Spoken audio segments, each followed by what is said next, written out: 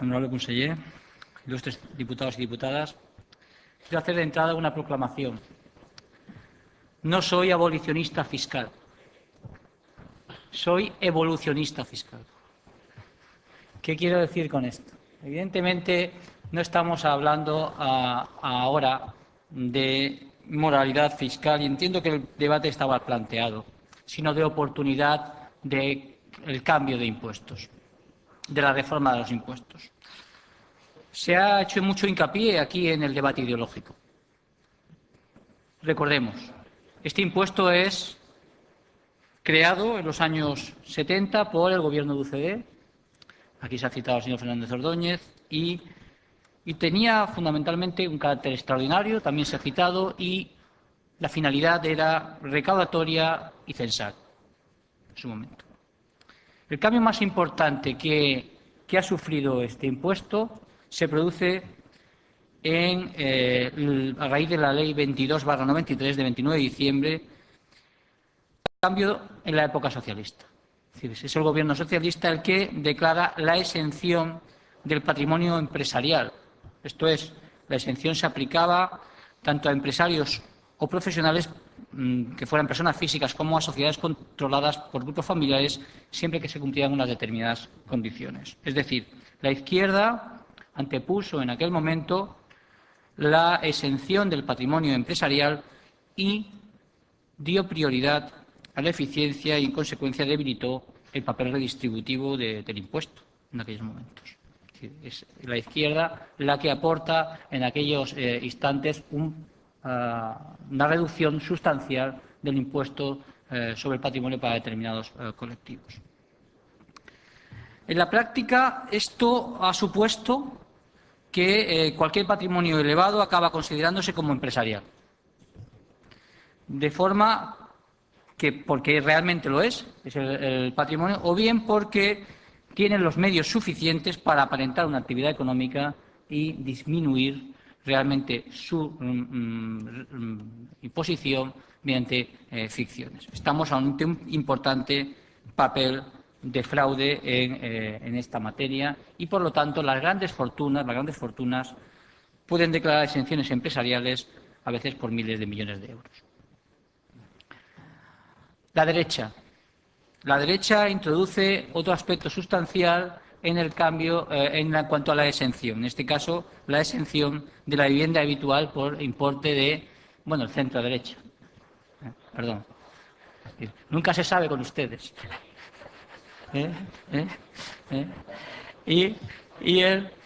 Desde el liberalismo progresista y desde la socialdemocracia reclamamos un contexto distinto para la tramitación de este impuesto. En primer lugar, porque creemos que efectivamente se ha de valorar, y por eso lo de evolucionista fiscal, se ha de valorar la necesidad de reformar este impuesto. No de suprimirlo, pero sí de reformarlo. Y ahí el matiz que hacía al principio. Pero, entre otras cosas, y después entraremos a valorar las exenciones que se propone en la proposición de ley, porque ahora mismo este es un mal impuesto. Es un mal impuesto en cuanto que, en primer lugar, pues tiene distintas normas de valoración de los activos que grava y podemos calificarlos como discriminatorios. Habrá que calificar también la exención del impuesto, en especial del patrimonio empresarial que antes me he referido, y valorar sus efectos que está teniendo en estos momentos. Y, sobre todo, además, habrá que valorar en estos momentos la gestión que se está efectuando de este impuesto por parte de las comunidades autónomas. Creemos que existe un gran fraude en el impuesto sobre el patrimonio y, de hecho, así lo puso de manifiesto la reciente comparecencia de la Asociación Profesional de Inspectores de Finanzas del Estado con motivo del debate de la Agencia Tributaria Catalana. Allí puso de manifiesto que esta era una bolsa de fraude importante y a lo mejor es necesario valorar esos aspectos. En definitiva, entender que ha de mejorarse la gestión. Por eso, sí que creemos oportuno el debate. Y por eso daremos apoyo a la proposición de ley de Convergencia y Unión en esta materia.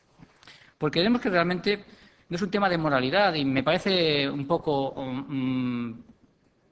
digamos, desviado o tramposo encorsetar en este tema de la moralidad fiscal, este tema cuando vemos que tanto la derecha como la izquierda y en este caso en el contexto europeo tienen posiciones parecidas en relación con este impuesto.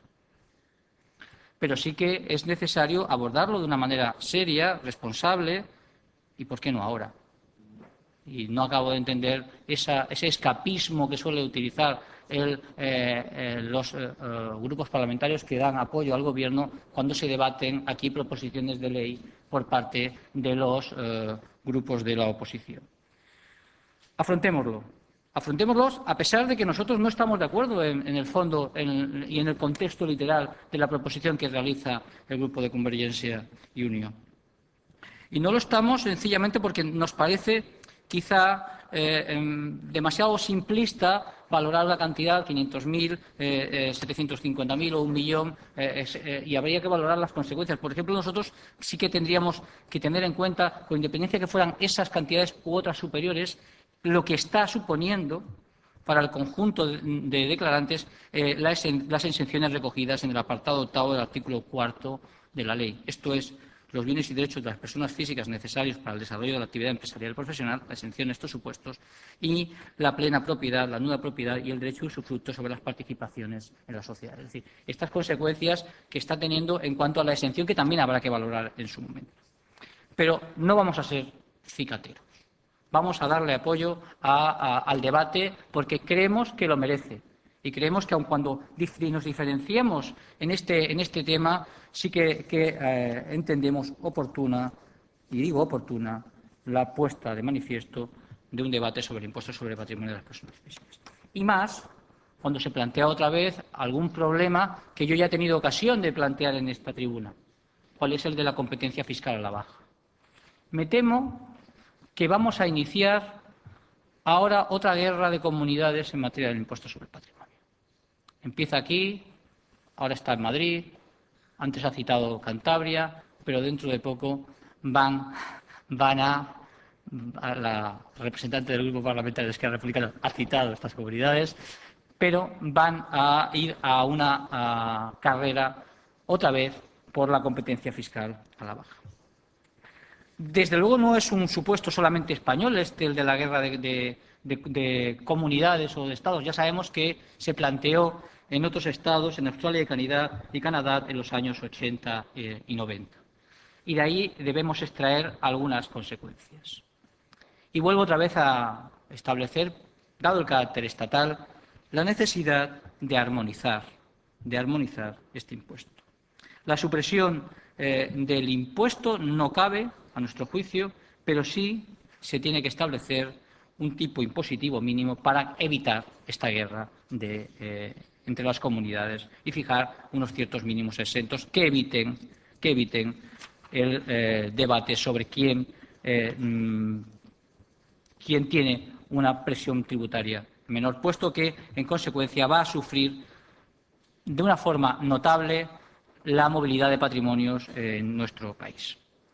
Por eso apoyaremos ya la proposición de ley del Grupo Parlamentario Unión y pido al Gobierno reflexión y debate, es decir, si se va a hacer, y aquí se ha planteado por algún grupo que se iba a hacer así, pues que no se huya, que no se demore en el tiempo y que no tengamos al final de la legislatura con prisas que presentar un proyecto de ley sin tiempo para que sea debatido y que pase a la siguiente legislatura.